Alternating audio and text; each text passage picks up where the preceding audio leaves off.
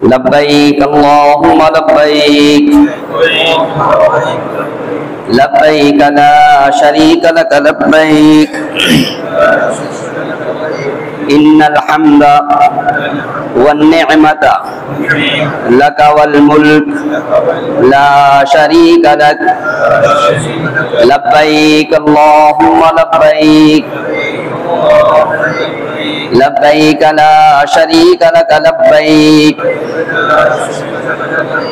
ان الحمد والنعمت لک والملک لا شریک لک لبیک اللہم لبیک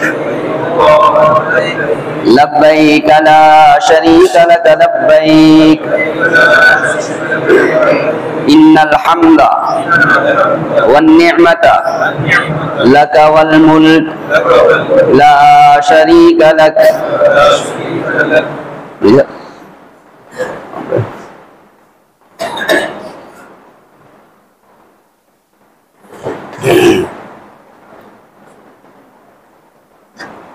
بسم اللہ الرحمن الرحیم نحمده ونصلي ونسلم على رسوله الكريم اما بعد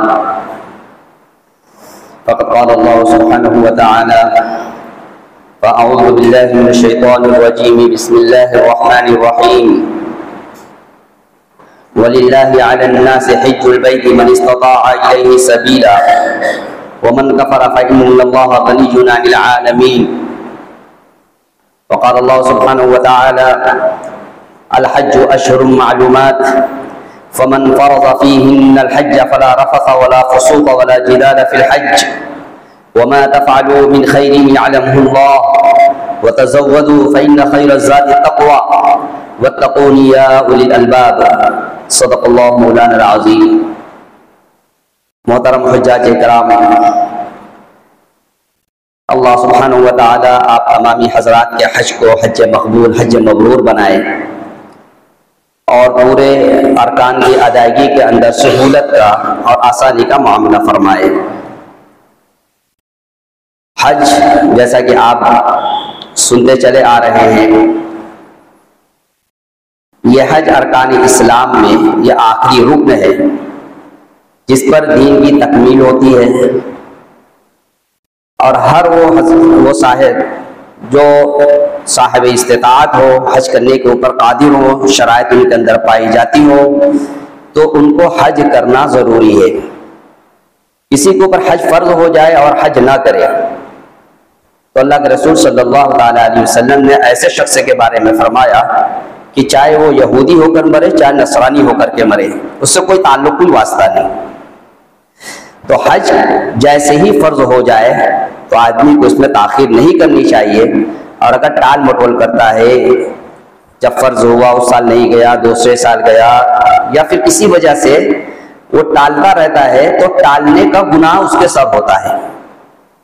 اس لیے ٹالنا نہیں ہے، جیسے ہی فرض ہو جائے پہلی فرصت میں انتظام کرنا چاہیے کہ اس فریضے سے سبکدوش ہو لیا جائے. خیر، جب حج کے لیے ہم نکلے ہی ہوئے ہیں اور سارے آداب اور طریقے آپ کے سامنے آ ہی رہے ہیں، عمرہ بھی آپ نے کر ہی لیا، عمرہ کے بعد آپ کو حج والا عمل کرنا ہے، اس کے بھی کئی رکن آپ نے ادا ہی کر لیے. عمرہ کے بارے میں ساری بات تفصیل سے آ گئی. اور پھر حج کے جو 5 دن ہیں تو اس کے اندر ہمیں کیا کرنا ہے، اس کی بھی اکثر باتیں آپ کے سامنے آئی. بطور اعادہ کے مختصراً آپ کے سامنے عرض کروں کہ جیسے ہی 7 تاریخ ہوگی، 7 ذی الحجہ، تو آپ کو پہلے ہی سے اطلاع دے دی جائے گی کہ حاجی صاحب کو فلاں وقت ٹرین سے جانا ہے، یا اگر ٹور سے لوگ جاتے ہیں تو ان کے لیے بس کا انتظام ہوتا ہے، تو پہلے ہی آپ کو اطلاع ہو جاتی ہے. تو اس اعتبار سے آپ کو انتظام کر لینا ہے. جیسا کہ بتایا گیا کہ ہمیں 5 دن ہمیں مکہ سے دور رہنا ہے، تو کچھ کھانے پینے کی چیزیں بھی ہمیں لے لینی ہیں، 1 جوڑے کپڑے بھی نئے لے لینے ہیں، اور 1 جوڑی احرام بھی رکھ لینے ہیں کہ کبھی میلا ہو جائے یا گندا ہو جائے تو اس کو تبدیل کیا جا سکے. بھی تو انتظامی طور سے دعا کی کتاب ہے، الحزب الاعظم ہے یا مناجات مقبول ہے، اسی طریقے سے ہمیں جائے نماز رکھ لینی چاہیے، قرآن ہو تو قرآن رکھ لینا چاہیے. تو یہ چیزیں لے لیں، اور کچھ کھانے پینے کی چیزیں لے لیں. کھانے پینے کے بہت زیادہ فکر نہیں کرنی چاہیے، اس لیے کہ اب الحمدللہ آپ کے ملے کے اندر بھی معلم کی طرف سے کھانے کا خوب انتظامات ہوتے ہیں، عرفات کے اندر بھی ہوتے ہیں. مزدلفہ میں صرف رات گزارنی ہوتی ہے تو وہاں پر آپ کچھ کھانے کی چیزیں لیں، ضرورت پڑتی ہے کبھی کھا لیں، لے لیں احتیاطاً. پھر بھی اوڑھنے کے اعتبار سے اور بیٹھنے اور لیٹنے کے اعتبار سے مینا کے اندر بھی آپ کو جو چادریں ملتی ہیں وہ بھی آپ کی ہوتی ہے، اور احتیاطاً رکھ لیں، ایک ہوتی ہے ایک آدمی کے لیے. اور آپ عرفات میں جائیں گے تو عرفات میں بھی ایک کمبل دیا جاتا ہے، ہلکا پھلکا فلالین کا ہوتا ہے، وہ بھی آپ اس کے مالک ہوتے ہیں. تو آپ مزدلفہ میں لوگ جاتے وقت اس کو لے لیتے ہیں اور اسی کو بچھا کر کے اس پر بیٹھتے ہیں، عبادت کرتے ہیں. تو اب تو بہت سہولت ہو گئی. غرض آپ 7 تاریخ کو رات ہی میں عموماً جو حج کمیٹی سے جاتے ہیں تو وہ رات ہی کو نکل جاتے ہیں، اس لیے کہ ان کو جانا ہوتا ہے ٹرین سے. میٹرو ٹرین ہوتی ہے، بہت فاسٹ ہوتی ہے، 5 منٹ کے اندر آپ کو چھوڑ دے گی، 10 منٹ 7 منٹ میں. لیکن اس سے پہلے آپ کو بہت پہلے نکلنا ہوتا ہے، اس لیے کہ جو اسٹیشن ہوتا ہے وہ کافی دور ہوتا ہے، پیدل جانا ہوگا. تو آپ بالکل گھبرائیں نہیں، بشاشت کے ساتھ آپ کو ہر عمل کرنا ہے. اور وہ بات آپ کے ذہن میں ہر وقت رہنی چاہیے کہ ہم حج کا عمل کر رہے ہیں، حج کی ادائیگی کے لیے نکلے ہوئے ہیں. تو یہاں پر ہم جو بھی قدم اٹھائیں گے ہر قدم کے اوپر حرم کی 700 نیکی ملے گی، اور حرم کی ایک نیکی 1 لاکھ کے برابر ہے. اگر اس کا استحضار آپ رکھیں گے تو آپ کو ٹرین اور بس سے زیادہ پیدل چلنے میں مزہ آئے گا، اس لیے کہ وہاں آپ گئے ہیں کس لیے. جب لاسٹ میں 2019 میں حضرت کے ساتھ ہم لوگوں کا سفر ہوا تھا حج میں، تو عرفات سے جب بات ہوئی کہ بس اس کو ڈھونڈنے میں، اور بس والے بہت پہلے بلا لیتے ہیں کہ چلیے بس پر، عرفات میں بہت دیر تک ٹھہرنے نہیں دیتے، مغرب سے پہلے ہی، مغرب کے ٹائم ہونے سے پہلے ہی کہتے ہیں کہ چلیے چلیے کر کے، تو یکسوئی نہیں ہوتی. تو ہم لوگوں نے پلاننگ کیا، حضرت نے کہا کہ پیدل چلا جائے گا. بس کے تلاش کرنے میں بھی ٹائم لگ رہا تھا کہ بس ہماری کہاں پر کھڑی ہوئی ہے. تو الحمدللہ ہم لوگوں نے عرفات سے ہم لوگ پیدل ہی سب کیے تھے. تو جب ہمیں استحضار ہوگا نیکیوں کا تو پھر کوئی دقت نہیں ہوتی ہے. اور پھر ہمارے پاس گروپ ہوتا ہے، اور اتنے سارے لوگ، لاکھوں لاکھ لوگ نکلے رہتے ہیں، پیدل چلتے رہتے ہیں. تو پیدل جتنا زیادہ سے زیادہ چلنے کا موقع ملے غنیمت جانے اس کو. ہاں کوئی بہت معذور ہے، بوڑھا ہے، چل نہیں سکتا، تو اس کے لیے الگ بات ہے. لیکن اگر اللہ تعالیٰ نے طاقت دے رکھی ہے، صحت ہے، تو پیدل ہی کرنا چاہیے. آپ سنتے ہوں گے کتنے علماء کرام، کتنے بزرگان دین، ان کے واقعات آتے ہیں کہ انہوں نے 40 حج پیدل کیے. کوئی ہے کہ اس سے کم و بیش حج انہوں نے پیدل کیا. کوئی نیشا پور سے آ رہا ہے پیدل حج کے لیے، کوئی کہیں سے آ رہا ہے حج پیدل کرنے کے لیے، اس فضیلت کو، اس نیکی کو حاصل کرنے کے لیے. اور پھر جب ہم اس عمل کے لیے نکلے ہوئے ہیں، اور یقین کے ساتھ کہ اس کے اندر جو بھی دعائیں مانگی جائیں گی وہ قبول ہوں گی، ایک دم یقین کے ساتھ آپ رہیے کہ ہم دعا کریں گے تو ہماری دعا 100% قبول ہونی ہے. تو قبول ہوگی. آپ نے اللہ تعالیٰ سے قبولیت اور آسانی مانگ لی ہے تو انشاءاللہ آپ کو کوئی دقت نہیں ہوگی، سہولت کے ساتھ آپ سب پورا کر لیں گے. اب بعد میں یہ ہوتا ہے کہ پتہ ہی نہیں چلا کیسے سب کام ہو گئے. میں تو سن رہا تھا کہ بڑی مشقت ہوگی، بڑی دقت ہوتی ہے پیدل چلنے میں اور دوسرے کام کے اندر. تو آپ کو کوئی دقت نہیں ہوگی انشاءاللہ اگر آپ دعا کے ساتھ ہیں. تو 7 تاریخ کو آپ کو رحمان کو نکال دیا گیا، آپ جائیں گے مینا کے اندر. 8 تاریخ کو مینا کے اندر رہنا ہوتا ہے، اور مینا کے اندر 8 تاریخ کو زیادہ کچھ کام نہیں ہوتا ہے. بس یہ خیال رہے کہ مینا میں اللہ کی طرف سے حکم ہے، اللہ کے نبی نے فرمایا ہے، ہم آپ کا حکم سمجھ کر وہاں جا رہے ہیں. آج اللہ تعالیٰ نے ہمیں نوازنے کے لیے مینا میں بلایا ہے. اب مینا میں جا کر کے ہمیں 5 وقت کی نماز ادا کرنی ہوگی. ہر وقت کی نماز اس کے وقت کے اندر پڑھنی ہے. وہ بات آ گئی کہ ہم مسجد حرام کے اندر نماز پڑھتے ہوئے آئے ہیں، ٹائم معلوم ہوگا. اب عصر کی نماز کا مسئلہ ہوتا ہے تو اس کے اندر جیسے حنفیہ کے نزدیک مثلین کے اوپر ہے، تاخیر سے ہم پڑھتے ہیں، تو اس اعتبار سے آپ پڑھ لیں گے۔ آج تو کوئی مشکل بھی نہیں، آپ کے پاس موبائل ہے، آپ کے پاس نماز کے اوقات بھی ہوتے ہیں۔ تو خیر مینا کے اندر ہمیں نماز پڑھنی ہے، جماعت بنا کر کے پڑھیں، اس لیے کہ جماعت کا ثواب بہت ہے۔ اگر سارے مسافر کی حیثیت سے ہیں تو اس میں کوئی امام ہو جائے، کوئی دقت نہیں۔ اگر مسافر اور مقیم ملے جلے اس کے اندر ہے تو مقیم کو امام بنا دیا جائے، ہم میں سے جو زیادہ متقی ہو اس کو بنا لیا جائے۔ غرض آپ مینا کے اندر 5 وقت کی نماز پڑھیں گے اور وہاں پر رہ کر کے ہمیں دعا کرنی ہے، تلاوت کرنی ہے، ذکر کرنے ہیں، اور آگے جو عمل کرنے ہیں ہمیں اس کا مذاکرہ کرنا ہے کہ حج کے عمل اب کرنے ہیں۔ اب ہمیں مینا سے کہاں جانا ہوگا؟ عرفات جانا ہے، عرفات سے پھر مزدلفہ، مزدلفہ سے پھر مینا آنا ہے، تو وہاں پر اس کا مذاکرہ بھی کر لیا جائے۔ اور وہاں پر رہ کر کے جیسا کہ بتایا گیا کہ وہاں پر ہمارا خیمہ کہاں ہے، اس کا محل وقوع کیا ہے، اس کے آنے جانے کا راستہ کیا ہے، اس کو بھی آدمی دیکھ لے قاعدے سے۔ کچھ اونچی اونچی عمارتیں بھی ہوتی ہیں، اس سے بھی پتہ چل جاتا ہے، کچھ اونچے اونچے کھمبے ہوتے ہیں، اس پر جھنڈے لگے ہوئے ہوتے ہیں، اس سے بھی پتہ چل جاتا ہے۔ مسجد خیف وہاں کی بہت بڑی مسجد ہے، سب سے بڑی مسجد ہے، وہ بڑی عالیشان مسجد ہے، اس سے آدمی پتہ لگا لیتے ہیں کہ ہم مسجد خیف سے ہم کتنا قریب ہیں، اس کے کس دروازے کے سامنے ہیں۔ غرض کبری ہے، وہاں پر پل ہے، اوور برج، اس سے آدمی پتہ لگا لیتا ہے کہ 3 اوور برج ملیں گے، اس میں سے کس برج کے نیچے آپ کا ہے۔ غرض آپ اپنا اس کو جان لیں، اور پھر مینا کے اندر آپ کو 10 تاریخ کو، 11 تاریخ کو، 12 تاریخ کو آپ کو رمی کرنا ہوگا، تو وہ بھی ہم جا کر کے دیکھ لیں۔ یہ کام آپ کو 8 تاریخ میں کرنا ہے، اس کے لیے بھی، اس لیے کہ اب جو کنکری ماری جاتی ہے نا، وہ 4 فلور ہے، اس کے لیے راستے جانے کے لیے تو ایک راستے ہیں، ہر فلور کے لیے الگ الگ راستے ہیں، اور پھر اترنے کے لیے جب اتر کر آئیں گے تو اس کے بھی راستے الگ ہیں کہ فرسٹ فلور والے جائیں گے تو کس راستے سے لوٹ کر آئیں گے، سیکنڈ فلور والے جائیں گے تو کس راستے سے لوٹ کر آئیں گے، گراؤنڈ فلور والے ہیں تو کیسے جائیں گے، کیسے آئیں گے۔ آپ دیکھ لیں قاعدے سے، ایک بار چل کر کے آپ آ لیں تو اس میں بڑی سہولت ہوگی۔ تو یہ انتظامی طور پر آپ کو معلوم کر لینا ہے، اور جب یہ کر لیں گے تو انشاءاللہ واپسی میں آپ کو بڑی سہولت ہوگی۔ تو اب مینا سے میں آپ نے فجر کی نماز پڑھی، ظہر کی نماز پڑھی، عصر کی پڑھی، مغرب کی پڑھی، عشاء کی پڑھی، یہ 8 تاریخ میں، 8 ذی الحجہ کو۔ مینا سے متعلق ضروری بات ذہن میں رکھیں کہ 8 تاریخ کو روزہ رکھنا شروع ہے، لیکن جو 4 تاریخ کی کثرت اور اہتمام کی وجہ سے یہ مجمع بڑھتا بڑھتا مینا کی حدود سے کراس ہو جاتا ہے، مقدمہ حدود میں شامل ہو جاتا ہے۔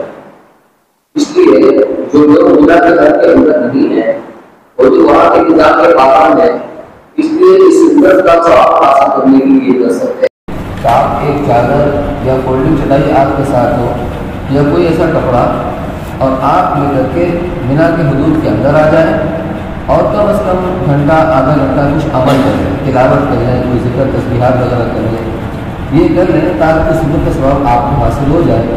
لیکن اگر ایسا نہ بھی ہو سکے تو کوئی حرج کی بات نہیں، اس لیے کہ مسجد کی جماعت جب ہوتی ہے تو جب بڑی جماعت ہوتی ہے عیدین کی وغیرہ وغیرہ، تو جماعت بڑھتے بڑھتے روڈ پر چلی جاتی ہے تو سب کو ثواب ملتا ہے جماعت کا۔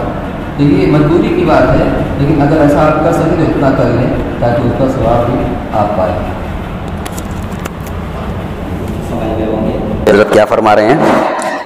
تو اب مینا کے اندر آپ ہیں، یہ 8 ذی الحجہ کو، تو 8 ذی الحجہ کی رات میں حج کمیٹی سے جانے والے لوگ عموماً ان کو ٹرین سے جانا ہوتا ہے عرفات کے لیے، تو عرفات کے لیے آپ نکل جائیں، جو آپ سے کہا جائے، جیسے کہا جائے ویسے ہی کرنا ہے، اس لیے وہاں پر ہمارے اختیارات نہیں چلیں گے۔ ہاں اگر آپ پیدل سب کر رہے ہیں تو آپ کا اپنا اختیار کچھ ہوگا، لیکن آپ اگر پابند ہیں، ٹور کے پابند ہیں، حج کمیٹی کے پابند ہیں، انہی کے ساتھ ہمیں کرنا ہے۔ پہلا حج ہوتا ہے تو میں سمجھتا ہوں کہ بہت زیادہ اپنے آپ کو مختار نہیں سمجھنا چاہیے۔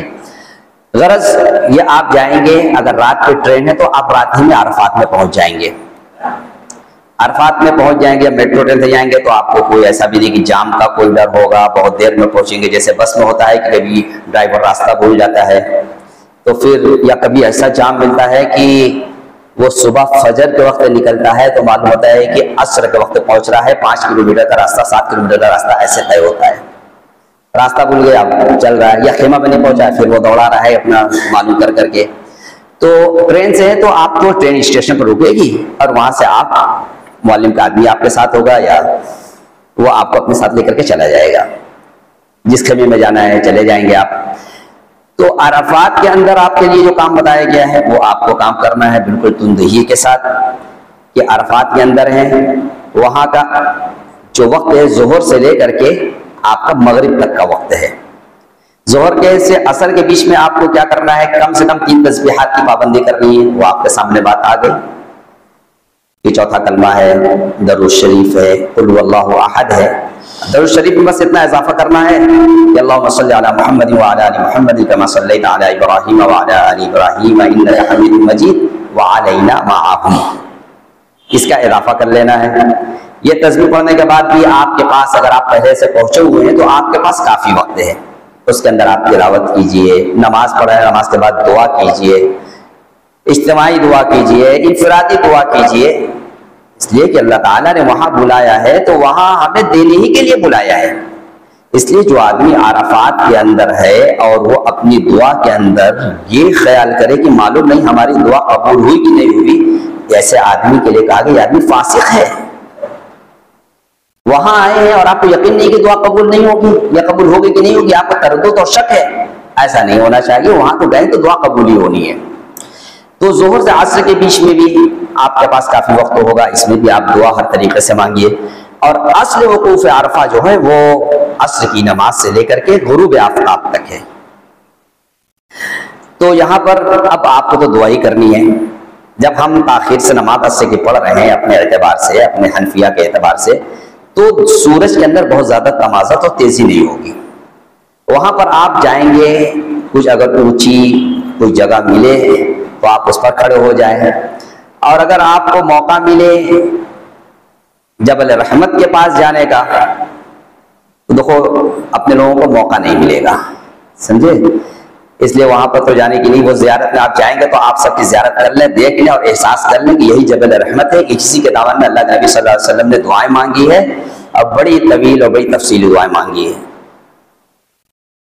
تو اپنے مقام پر ہیں، اپنے خیمے میں ہیں، تو ہم خیمے سے باہر نکل کر کے عصر کے بعد تھوڑی دھوپ جب یہ تمازت ہمیں لگ رہی ہو، دھوپ کی تیزی بھی ہو، یعنی بہت زیادہ تیزی نہ ہو، اب کھڑے ہو کر کے ہم دعائیں مانگ رہے ہیں. بہت جگہ آپ دیکھیں گے کہ اجتماعی دعائیں ہو رہی ہیں، لوگ انفرادی طور پر بھی دعائیں مانگ رہے ہیں.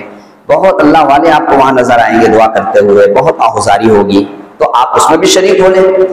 یہ اس لیے کہ ہم لوگوں کو دعا مانگنے کی عادت نہیں ہے، بہت لمبی دعا مانگ نہیں پاتے ہیں.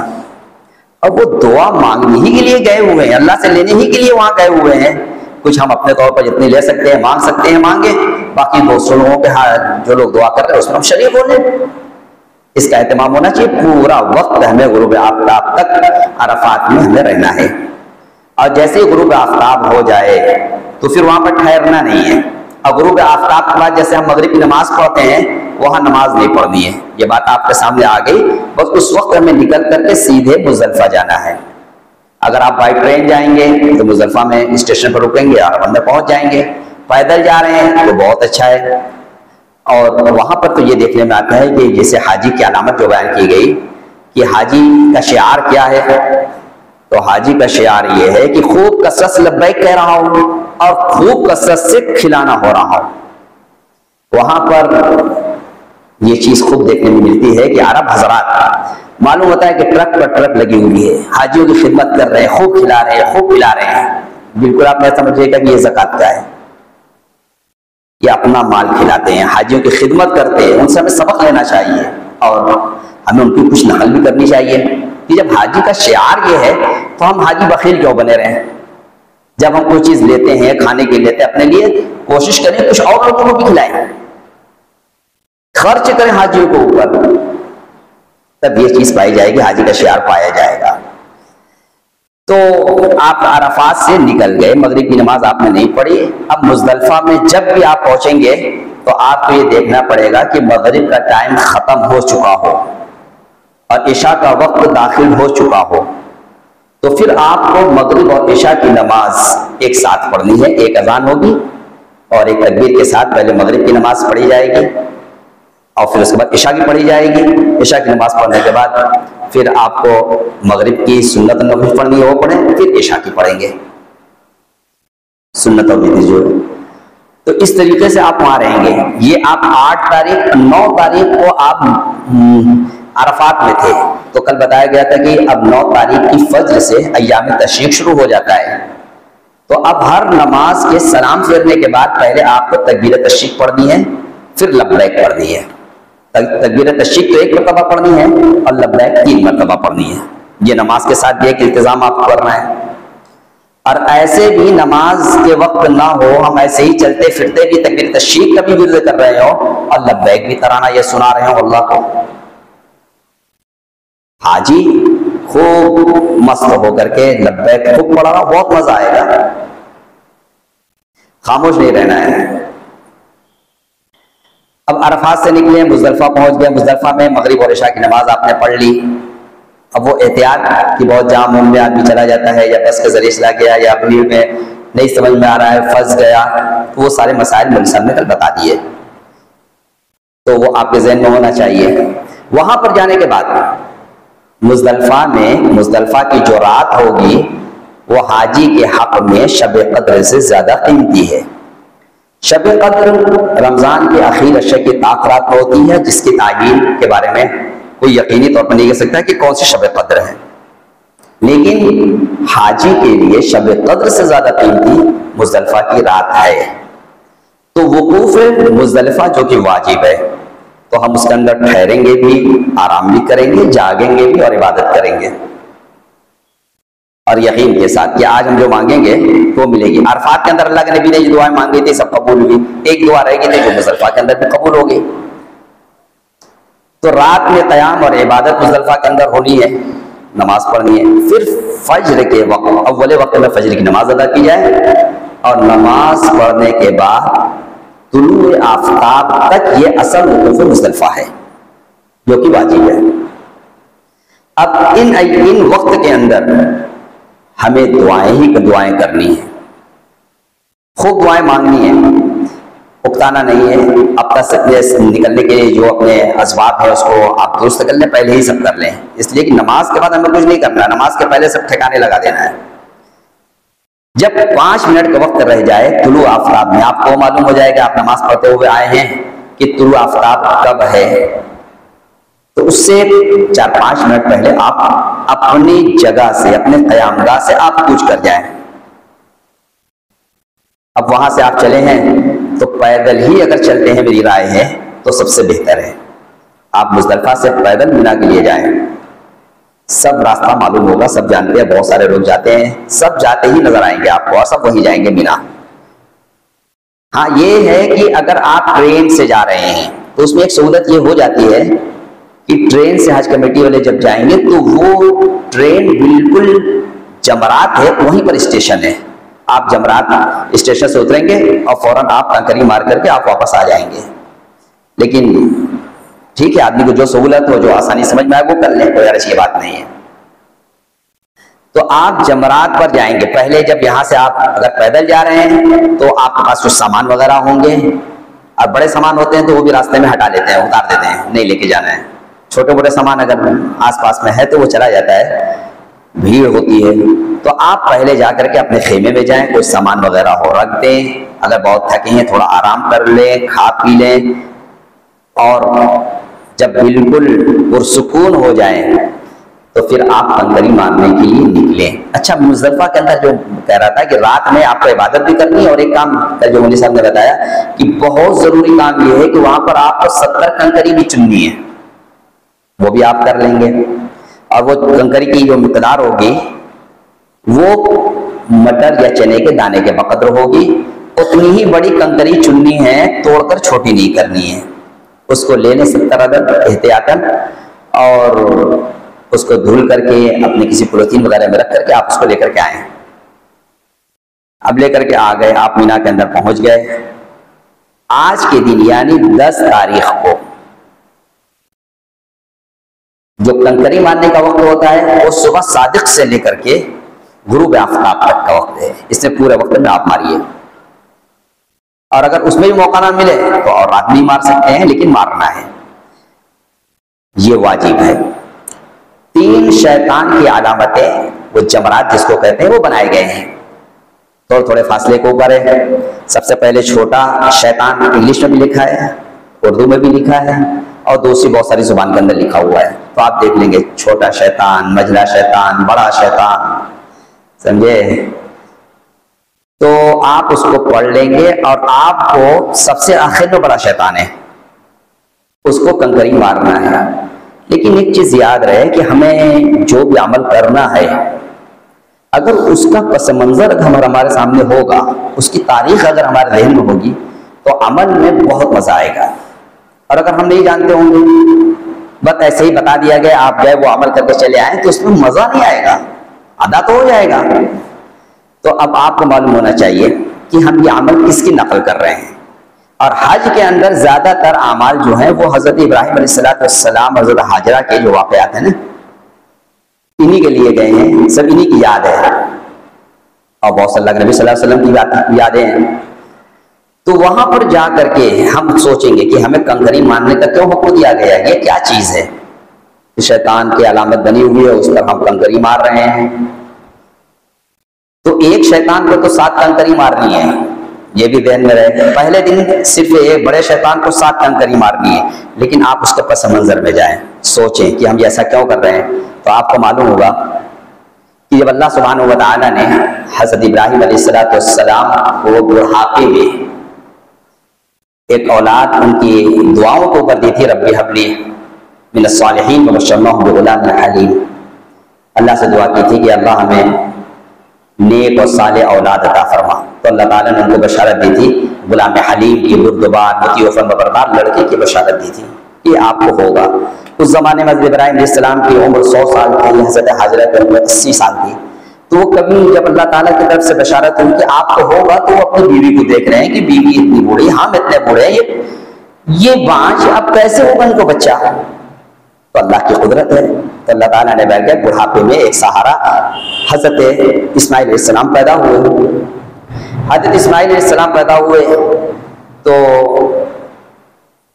اب بچپن شیرخواگی کا زمانہ تھا، اللہ کی طرف سے حکم ہوا کہ اب آپ کو ملک شام میں نہیں رہنا ہے، اب آپ کو وہاں سے ہجرت کر کے چلنا ہے، کہاں چلنا ہے نہیں بتایا گیا۔ حضرت جبریل علیہ السلام کو بتا دیا گیا، حضرت جبریل علیہ السلام نے کہا کہ آپ چلیے، ایک لمبا سفر، ایک ملک طے کیا، ایک لمبا سفر طے کیا، پوچھ لیں کہ ہمیں کہاں قیام کرنا ہے، کہا کہ آپ چلیے اور آگے بڑھے، چلیے۔ جب یہاں مکہ کی وادی کے اندر آئے ہیں تو وہاں پر قیام کیا اور کہا کہ ہاں یہی آپ کی وادی ہے، یہاں پر آپ نے اپنی بیوی اور بچے کو یہاں پر چھوڑا، بیوی بچوں کو وہیں پر چھوڑا۔ اب سوچ سکتے ہیں کہ ایک بڑھاپے کے عالم میں ایک بوڑھی بیوی کو ایک بچہ ہوا ہے، اور اب اللہ کی طرف سے حکم ہے کہ ان کو چھوڑ دو، ایسے ہی چھوڑ کر کے نکل جاؤ، کیسی محبت ہوگی بیوی سے، بچوں سے، لیکن اللہ کا حکم ہے، ماننا ہے۔ جا رہے ہیں واپس اللہ کا حکم جان کر کے، اور مڑ مڑ کے دیکھ رہے ہیں۔ خیر حضرت حاجرہ پوچھتی ہیں کہ آپ مجھے کہاں چھوڑ کر، کس کے بھروسے چھوڑ کر جا رہے ہیں؟ 2 مرتبہ پوچھا، کوئی جواب نہیں۔ تیسری مرتبہ خود ہی کہتے ہیں نبی کی بیوی ہے، کیا اللہ کا یہی حکم ہے؟ تو سر ہلائے کہ ہاں اللہ کا یہی حکم ہے، تاکہ پھر اللہ تعالیٰ ہمیں ضائع نہیں کریں گے۔ وہاں چھوڑ کر گئے، کچھ سامان ان کے پاس تھا، کچھ دن چلا، پھر ایسا ہوا کہ نہ کوئی سامان کھانے کے لیے، نہ کوئی چیز پینے کے لیے، حتیٰ کہ پانی بھی ختم، دانا بھی ختم۔ اب بچہ بھوک سے تڑپڑا رہا ہے، دودھ بھی نہیں پلا سکتی۔ اب یہ دیکھ رہے ہیں کہ بچہ رو رہا ہے، بلک رہا ہے، اس کے پیٹ کیسے بھرا جائے؟ تو پھر صفا کی طرف دوڑ کر کے گئی ہیں، اور دیکھ رہے ہیں کہ کوئی قافلہ وغیرہ جا رہا ہو، دھول اڑتا ہوا نظر آ رہا ہو، یا پرندے اوپر اڑتے ہوئے نظر آ رہے ہوں، تو کم سے کم پانی کی ایک امید ہو جائے گی۔ کچھ ایسا نہیں دیکھا، پھر جا رہی ہیں بچے کی طرف نظر کیے ہوئے، پھر چل رہی ہے، دوڑ رہی ہیں، جا رہی ہیں مروہ کی طرف چل رہی ہیں، بچے کی طرف پوری آنکھ لگی ہوئی ہے کہ بچہ کو کوئی ایسا تو نہیں کوئی نقصان پہنچ رہا ہے، کوئی جانور اچک نہ لے۔ پھر وہ علاقہ جو ملین افسر ہیں جس کو کہا جاتا ہے، وہاں پر حضرت حاجرہ نے دوڑ کر کے اس راستے کو طے کیا، اس راستے کو کہ بچہ نظر سے اوجھل تھا، پھر اپنی چال چل کر کے مروہ پر گئی ہیں، اب پھر دیکھ رہے ہیں وہاں پر کہ پانی کی کچھ آثار نظر آئے، وہاں پر نظر نہیں آیا۔ اس طریقے سے 7 مرتبہ انہوں نے ایسے ہی کیا۔ تو یہ ادا اللہ کو اتنی پسند آ گئی کہ ہر حاجی، حج کرنے والے اور ہر عمرہ کرنے والے کے لیے اس چیز کو واجب قرار دیا گیا کہ یہ کرنا ہی کرنا ہے۔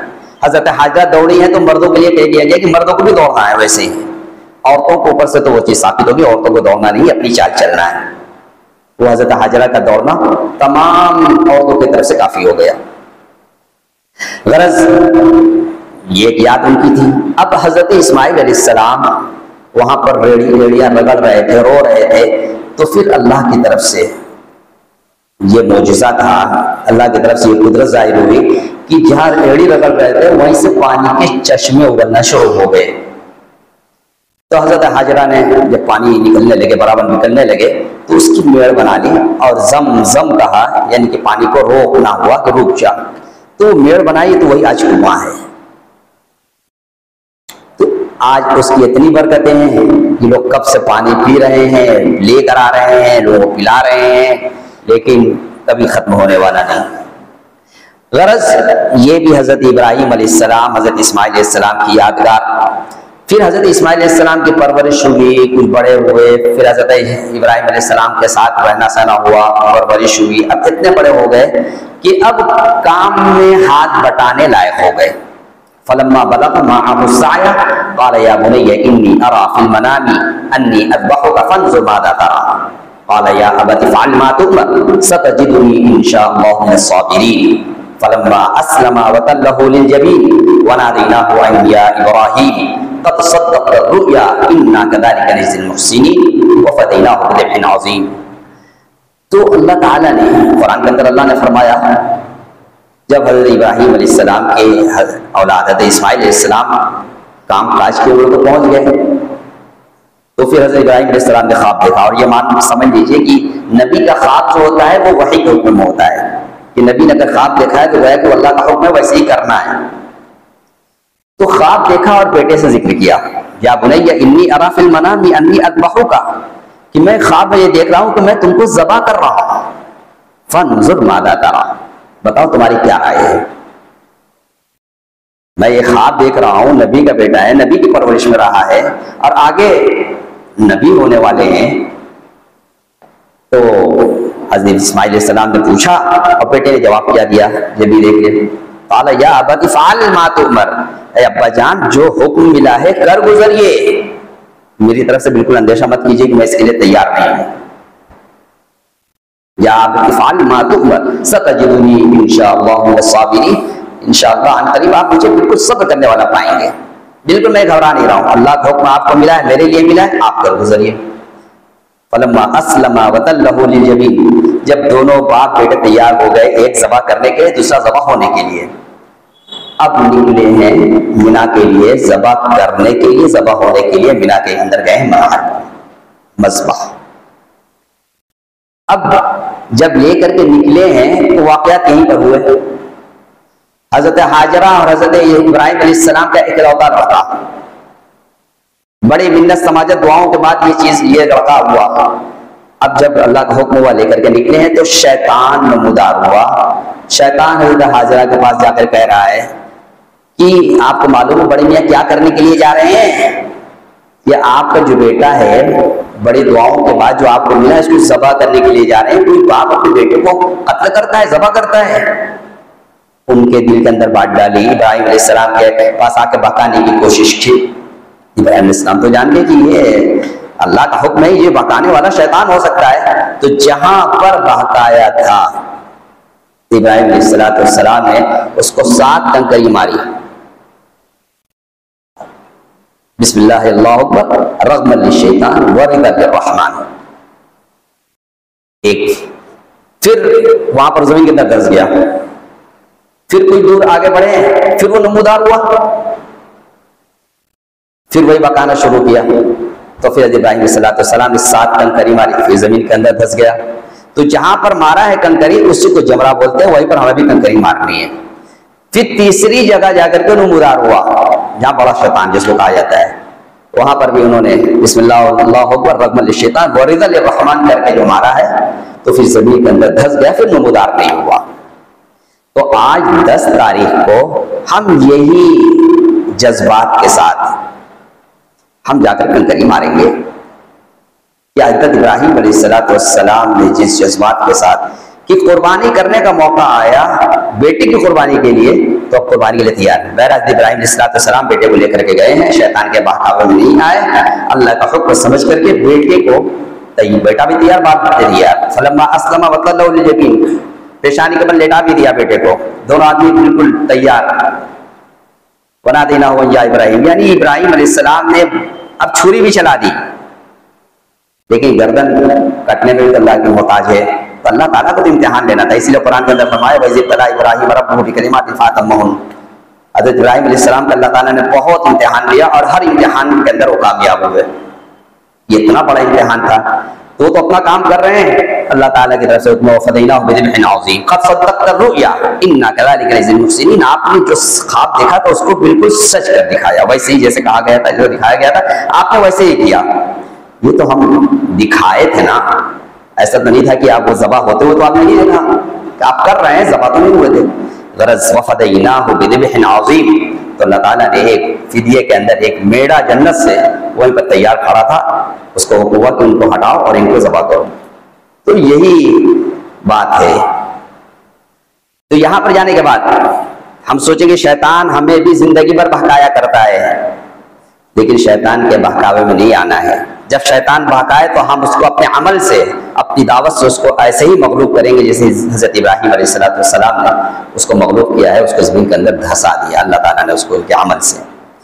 تو پہلے دن جب 10 تاریخ کو جائیں گے تو اپنے خیمے سے جو ہمیں پورا دن ہمیں مل رہا ہے کنکری مارنے کے لیے، تو بڑے شیطان پر جا کر کے جو ہم نے 70 کنکری لی تھی اس میں سے ہم 7 کے بجائے 10 کنکری رکھ لیں احتیاطاً مارنے کے لیے۔ کہ خدا نہ خواستہ کبھی ایسا ہوتا ہے کہ بعض لوگ کنکری اتنا دھیرے سے مارتے ہیں کہ وہ تھالے میں نہیں گر پاتی ہے، اس لیے کہ جو جمرہ بنا ہوا ایک تھالے کے بیچ میں ہے، ہمیں تھالے میں گرانا ہے۔ بعض لوگ بے وقوفی کرتے ہیں، اتنا زور سے مارتے ہیں کہ چھٹک کر پیچھے چلی جاتی ہے، تو جو پہلے گر جائے یا چھٹک کر واپس آ جائے تو وہ مردود ہے، اس کا اعتبار نہیں۔ ہمیں یہ دھیان سے مارنا ہے کہ وہ کنکری ہماری تھالے میں جانی چاہیے، اس اعتبار سے ہمیں 7 کنکری اس طریقے سے مارنی ہے جیسے کہ اللہ کے نبی نے بتائی ہے، ہماری ہے کہ ہمارا بغل کھلاؤ، بسم اللہ اللہ اکبر، ایسے کنکریاں پکڑ لیں گے اپنی چٹکی میں، بسم اللہ اللہ اکبر رغم الشیطان وردا للرحمن کہہ کر کے ماریں گے ہم 7 مرتبہ۔ اب اس میں یہ ہوتا ہے، یہ جو دیوار بنی ہوئی ہے پہلے یہ ستون تھا، جمرہ کرتے ہیں جہاں رمی کی جاتی ہے، یہ بطور علامت کے نشانی کے کنکری نہیں مارنا ہے، کنکری اس کی جڑ میں پہنچ جائے۔ پہلے ستون کا دیوار ہے تو دیوار کی جڑ میں کنکری کو پہنچانا ہے، زور سے ماریں گے لوٹ کے آ جائے گی تو ادا نہیں ہوگی، اس کا دھیان دیں۔ تو کنکری اس تھالے میں اگر آپ کی گئی تو وہ پہنچ گئی تو وہاں ٹھہر نہیں سکتی۔ غرض یہ کام کر لینا ہے، پہلے بڑے شیطان کو مارنا ہے کنکری اس جذبات کے ساتھ، مار کر کے وہاں آپ کو ٹھہرنا نہیں ہے، بس آپ کو کنکری مارنے کے بعد اگر آپ کے اندر بشاشت ہے، آپ کا پروگرام ویسے پہلے سے بنا ہوا ہے کہ کنکری مارنے کے بعد اگر آپ کو طواف زیارت کرنا ہے تو وہاں آپ آدھا راستہ تقریباً طے کر چکے ہیں، آپ آگے بڑھ جائیں طواف زیارت کر لیں۔ اگر طواف زیارت نہیں کرنا ہے تو ابھی آپ کو بالترتیب 2 کام اور کر رہے ہیں، ایک کام آپ کو قربانی کرنی ہے، اس کے بعد دوسرا کام آپ کو حلق کرانا ہے، اور طواف زیارت جو ہے ان کے بیچ میں کبھی بھی آپ کر سکتے ہیں رمی کے بعد، طواف زیارت میں ترتیب نہیں ہے۔ تو آپ چاہے تو آپ طواف زیارت کر لیں، اور نہیں کرتے ہیں تو پھر آپ فوری طور پر آپ اگر پہلے سے آپ نے پروگرام بنا رکھا ہے، کسی سے آپ نے قربانی کروانی ہے کسی سے، تو آپ پتہ کر لیں، وہ آپ کو بتا دیں گے، لیکن معتبر آدمی ہونے چاہیے کہ نہیں، اور اگر اپنے ہاتھ سے کر سکتے ہیں تو کوشش کرنی چاہیے کہ ایک نیک عمل ہے۔ تو اگر ٹائم دے رکھا ہے تو آپ ٹائم پر معلوم کر لیں کہ 12 بجے کا ٹائم دیا ہے، تو آپ 12:10 پر ان سے پوچھیں کہ میری قربانی فلاں نمبر کی ہو گئی، جب وہ کنفرم بتا دے کہ ہاں ہو گئی، اس کے بعد آپ کو حلق کرانی ہے۔ یہ نہ ہو کہ انہوں نے 12 بجے کا ٹائم دیا تو 12 بجے قربانی ہو گئی ہوگی، جب تک وہاں آپ بات کر کے کنفرم نہیں ہو لیں گے آپ کو حلق نہیں کرانا ہے۔ اگر آپ نے حلق کرا لیا قربانی نہیں ہوئی تو پھر آپ پر دم لازم ہو جائے گا، آپ کو ایک جانور اور قربان کرنا پڑے گا۔ یہاں پر بھی ایک بات سمجھنا بہت ضروری ہے، وہ یہ ہے اگر اپنے ہاتھ سے قربانی کر رہے ہیں تو کوئی مسئلہ ہی نہیں ہے، آپ فوراً بات الگ کرا سکتا ہے۔ لیکن اگر کسی ادارے میں یا کسی معتبر آدمی کو ذمہ دار بنایا ہے قربانی کرنے کے لیے تو اس سے وقت طے کر لیں کہ ہماری قربانی کب ہوگی، اس وقت کے حساب سے اس سے رابطہ کر کے ہماری قربانی ہوئی کہ نہیں ہوئی اس کے بعد آپ الگ کرائیں گے۔ اور اگر دونوں صورت میں یہ آپ نے بینک میں جمع کرا دیا ہے، جیسا کہ فارم بھرتے ہوئے اس میں ایک آپشن آتا ہے بینک میں جمع کرا دیا ہے، تو کچھ لوگ پوچھ رہے تھے کیا کرنا چاہیے، اس لیے کوچ کے رعایت نہیں کریں گے۔ ہمارے یہاں ترتیب لازم ہے، پہلے رمی ہوگی، اس کے بعد قربانی ہوگی، اس کے بعد الگ ہوگا۔ تو میں نے مشورہ یہ دیا تھا کہ اگر گنجائش ہو تو جو آپ پیسہ جمع کرا چکے ہیں آپ وہ اپنی جو ہر سال گھر پر قربانی کرتے ہیں اس کے لیے سے اس کو نامزد کر دیجیے، اور الگ سے آپ جانور خرید کر اگر ممکن ہے تو، ورنہ کسی معتبر آدمی قابل اعتماد آدمی کو ذمہ دار بنا کر کے آپ اپنی حج تمتع قربانی کر لیجیے۔ لیکن اگر یہ صورت ممکن نہ ہو سکے تو آپ کی طرف یہی ہے اور فقہاء ثلاثہ امام احمد، امام مالک، امام شافعی رحمۃ اللہ کے نزدیک اور ہمارے ائمہ میں صاحبین رحمۃ اللہ کے نزدیک ترتیب واجب نہیں ہے، سنت ہے، انشاءاللہ وہ ہو جائے گا۔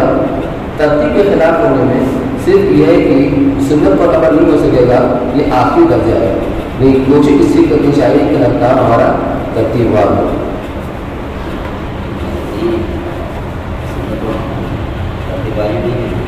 ترتیب امام صاحب کے واجب ہے، صاحبین کے واجب نہیں ہے۔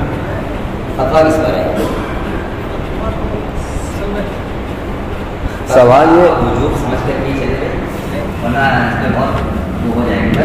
آخری درجہ یہ ہے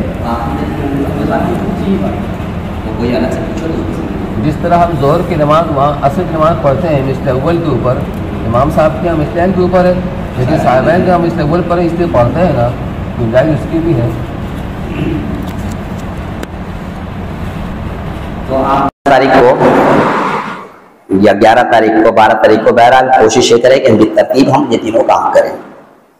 طواف زیارت آپ 10 تاریخ سے لے کر کے 12 تاریخ کے غروب آفتاب سے پہلے تک آپ کو کر لینے ہیں۔ طواف زیارت اگر آپ نے طواف زیارت نہیں کیا ہے 12 تاریخ کے غروب آفتاب سے پہلے یا اکثر شوق نہیں کیا ہے تو پھر آپ پر ایک بدنا لازم آ جائے گا، ایک اونٹ ذبح کرنا پڑ جائے گا، اس لیے اس کا خیال رہے۔ تو آدمی کو جیسے ہی فرصت ملے، فرصت کیا پروگرام بنا لیں گے، سب آسان ہے، میں کہہ رہا ہوں دعا کر کے اور آپ پروگرام بنا لیں گے تو کسی وقت میں کوئی مشکل نہیں۔ جیسے پہلے کہا جاتا تھا کہ بھئی اس وقت میں آپ رمی کرنے کے لیے بچ جاؤ، بہت بھیڑ ہوگی، ایسا کچھ نہیں ہے، بڑی سہولت ہے، اور آپ کو کبھی بھیڑ نہیں ملے گی، ایک دم آرام سے جائیں گے، آرام سے آپ کر کے آئیں گے۔ غرض یہ آپ 10 تاریخ کا عمل کر لیے، اگر آپ کی قربانی بھی ہو گئی اور آپ نے حلق بھی کرا لیا تو گویا کہ حج کا بہت بڑا کام، اکثر کام آپ نے کر لیا۔ اب حلق کرا لیا تو آپ کا احرام جو پہنے ہوئے وہ اتر جائے گا، غسل کیجئے، صابن لگائیے، عطر لگائیے، سب ملاؤ، اور آپ اپنا اچھا سا لباس، جیسے مولوی صاحب نے کہا تھا 2 نیا لباس رکھنا، تو ایک لباس آج کے لیے ہے حج کے لیے، تو آپ اچھا سا لباس پہن لیں۔ طواف زیارت نہیں کیا ہے اور یہ تینوں عمل کرنے کے بعد آپ چاہ رہے ہیں چلو طواف زیارت بھی کر لیا جائے، اس کے بعد کر لیا، بالکل فریش ہو گئے، تو آپ اپنے لباس کے اندر طواف زیارت کے لیے نکل جائیں۔ اگر پہلے صحیح کی ہے تو صحیح کی ضرورت نہیں ہوگی، اور نہیں کی ہے تو آپ کو صحیح بھی کرنی ہوگی۔ لیکن تلبیہ تو جمرات پر، پہلے جمرات پہ جو کنکری مارنے کے لیے ہم گئے ہیں تو تلبیہ وہاں پر بند ہو جائے گا، تب تک تو چلتا رہے گا، تکبیر تشریق آپ کی برابر چلتی رہے گی 13 تاریخ کی عصر تک۔ تو جب آپ طواف زیارت اپنے لباس میں کر رہے ہیں تو ظاہر سی بات اس کے اندر استباء، چادر تو ہے نہیں کہ استباء کریں گے، لیکن اگر آپ کو صحیح کرنی ہے تو آپ کو اپنے لباس کے اندر عمل کرنا ہوگا، اور یہ عمل پورا کرنے کے بعد طواف زیارت یا کوئی بھی طواف طریقہ وہی ہے، 7 شوط 7 چکر ہمیں لگانے ہیں، 8 استلام کرنے ہیں، جیسے ہوتا ہے ویسے ہی کرنا ہے، بس ایک نیت ہوگی ہمیں طواف فرض، مطلب کہ یہ والا ہم طواف کر رہے ہیں تو طواف زیارت کر لیے، آپ نے صحیح وغیرہ اگر نہیں کیے ہیں اس کو بھی کر لیجئے آرام سے، اگر کچھ طواف کرنے کے بعد بھی اگر کچھ تکان ہو تو آرام بھی کر سکتے ہیں، لیکن بہرحال اب صحیح کر کے آپ بالکل مکمل طریقے سے آپ فارغ ہو جائیں گے۔ یہ اگر آپ نے 10 تاریخ کو کر لیا، 11 تاریخ کو کر لیا، کوئی دقت کی بات نہیں ہے، 12 تاریخ کو کر لیا کوئی دقت کی بات نہیں، لیکن وقت کے اندر اندر ہو جانا چاہیے۔ بس 3 چیز کے اندر کوشش کریں کہ ترتیب ہو جائے، اور خدا نخواستہ کسی وجہ سے ترتیب مس ہو جا رہی ہے تو ولی صاحب کہہ رہے ہیں کہ اس کی بھی گنجائش ہے۔ اب 11 تاریخ کو 10 تاریخ کا عمل ہو گیا، 11 تاریخ کو 12 تاریخ کو بھی آپ کو کنکری مارنی ہے۔ 10 تاریخ کو تو بڑے شیطان کو، آخری شیطان کو مارا تھا اور مار کر کے واپس آ گئے تھے۔ 11 تاریخ کو ہمیں تینوں جمرات پر کنکری مارنی ہے، تینوں شیطان کو۔ تو اس میں اس کا ٹائم شروع ہوتا ہے زوال آفتاب سے، زوال سے جب ظہر کا وقت شروع ہوتا ہے اس وقت اس کا وقت شروع ہوتا ہے اور غروب آفتاب تک رہتا ہے، لیکن اب گنجائش اس کی ہے کہ آپ بعد میں بھی آپ مار سکتے ہیں۔ تو اب ظہر سے پہلے آپ کو نہیں مارنا ہے، یعنی زوال سے پہلے آپ کو کنکری نہیں مارنی ہے۔ آپ دیکھیں گے بہت سے ناسمجھ لوگ یا ان کو نہیں بتایا گیا تو وہ جا کر کے پہلے بھی مار کے چلے آتے ہیں کہ بڑا خالی ہے، آپ کو بتائیں گے کہ بھائی بہت خالی ہے چلے جاؤ، ہم نہیں جانا ہے۔ جب زوال ہو جائے اس کے بعد ہمیں نکل کر کے ہمیں مارنا ہے، اور پہلے آپ کنکری لے کے جائیں گے۔ اب 3 شیطان کے مارنے کے اعتبار سے 30 کنکری لے کر کے جائیں، ساتھ ساتھ مارنے، ساتھ نہیں کہ کس خدا نخواستہ کوئی مس ہو گئی یا کسی کو ضرورت پڑی ہمیں دینا پڑ جائے تو ہم دے بھی سکتے ہیں۔ تو پہلے جا کر کے آپ پہلا جو چھوٹا شیطان ہے اس کو آپ کنکری، شیطان کا جو حجم بنا ہے نا وہاں پر جمرات کا سب برابر ہے، وہ تقریباً میں سمجھتا ہوں کہ 40 50 60 فٹ ہوگا، 50 فٹ ہے، تو بہت موٹے تگڑے ہو چکے ہیں، تو آپ ان کو ماریے۔ تو 7 کنکری مارنی ہے تو آپ حالے کسی ایک دم قریب سے آپ جا کر کے ماریے، بس اس میں جانا چاہیے، یہ آپ خیال کیجئے۔ اب پہلے جمرات پر آپ کنکری جب پہلے جمرہ کو مار دیے تو آپ تھوڑا سا بائیں طرف آگے بڑھیں، تھوڑا سا کنارے، جس لیے بیچ میں آپ کو روکیں گے نہیں۔ اب کنارے جا کر کے آپ دعائیں مانگیں، یہ دعا کی قبولیت کا مقام ہے، یہ سنت ہے، یہاں پر دعا مانگنی ہے۔ آپ اگر بیچ میں اگر ایسا کرنا چاہیں گے تو آپ کو ہٹا دیا جائے گا، کنارے اتنا ہو کہ آپ کو یکسوئی حاصل ہوگی، آپ دعا مانگیں گے۔ پھر جب دعا مانگ کر فارغ ہوئے پھر بیچ والے شیطان، درمیانی شیطان کو آپ کنکری مارنے کے لیے جائیں، وہاں پر بھی آپ 7 کنکری ماریں گے، وہی دعا پڑھنا ہے، بسم اللہ اللہ اکبر رحم الشیطان ورضل الرحمن، یا بسم اللہ اللہ اکبر کہہ کر کے خالی مار دینا ہے۔ اتنا خیال رہے کہ ہر بار ہمیں دیکھنا ہے کہ ہماری کنکری کہاں پہنچی، اور پھر تھوڑا آگے بڑھ کر کے بائیں طرف ہم دعا کر لیں گے۔ یہ بھی دعا کی قبولیت کی جگہ ہے، جو دعا کی قبولیت کے 14 مقامات بیان کیے گئے ہیں اس کے اندر 2 مقام یہ بھی ہے۔ اور پھر تیسرے شیطان کو کنکری، جو بڑے شیطان کو پہلے جس کو مارا تھا اس کو ہم کنکری ماریں گے۔ اب یہاں پر کنکری مارنے کے بعد ہمیں رکنا نہیں ہے، دعائیں نہیں کرنی ہے، فوراً واپس آ جانا ہے اپنے خیمے میں۔ یہ تو ہو گیا 11 تاریخ کا عمل۔ اب 12 تاریخ کا بھی عمل سیم نہیں ہوگا، سیم وقت میں ہوگا، یہ عمل کرنا ہے۔ اس کے اندر بعض لوگ کم ہمتی کی وجہ سے کنکری مارنے نہیں جاتے ہیں اور اپنی ضروریات پوری کرتے ہیں، نماز میں کھڑے ہو کر کے پڑھ رہے ہیں، استنجا وغیرہ کے اندر بھی جا رہے ہیں، قاعدے سے جا رہے ہیں، لیکن ہمت نہیں ہو رہی ہے، ضعف ظاہر کرتے ہیں۔ تو آپ سمجھ لیں کہ جو آدمی اپنی ضروریات پوری کرنے کے اوپر قادر ہے، نماز کھڑے ہو کر کے پڑھنے کے اوپر قادر ہے، تو اس کو جا کر کے کنکری مارنا بھی ضروری ہے، واجب ہے۔ اور اگر نہیں گیا ہے نا تو پھر اس کے اوپر دم ہی آئے گا۔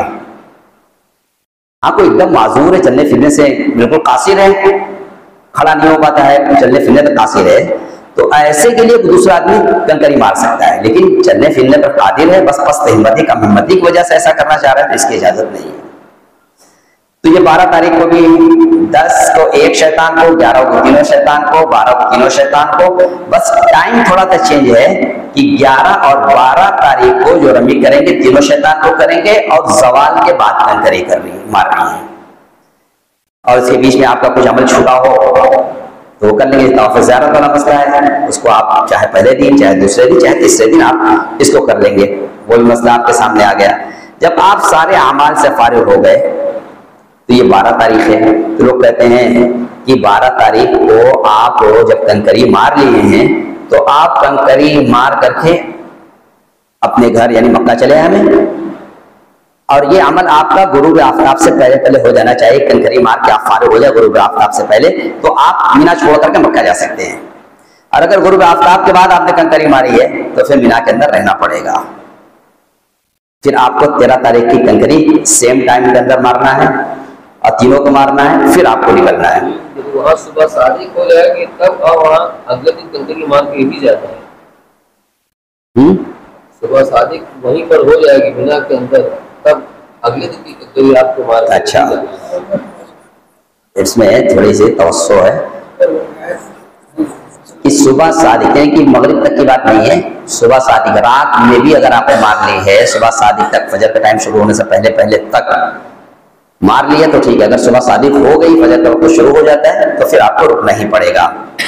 بہتر تو یہی ہے کہ غروب سے پہلے پہلے کنکری مار کے وہاں سے، ہاں دیکھو بہتر یہی ہے کہ بعد میں گنجائش دی گئی ہے، ہاں سامان لے کر کے جائیں، آخری دن جب نکلنا ہو تو سامان وامان لے کر کے جائیں، اور ایسے ہی لوگ کرتے ہیں اور آسانی ہے۔ اور بہتر تو سب سے بہتر تو یہ ہے کہ 13 تاریخ کی کنکری مار کے جانا چاہیے کہ صلی اللہ نبی صلی اللہ علیہ وسلم نے 13 کو آپ نے قیام کیا ہے، کنکری ماری ہے، نہیں گرتا نہیں ہے، پورا رہتا ہے ویسے ہی، اور بھیڑ بھی ویسے ہی آپ کو نظر آئے گی، خیمہ کوئی نہیں گرتا ہے، بھیڑ نہیں ملے گا، سناٹا ہو جائے گا، نہیں سناٹا نہیں ہوتے۔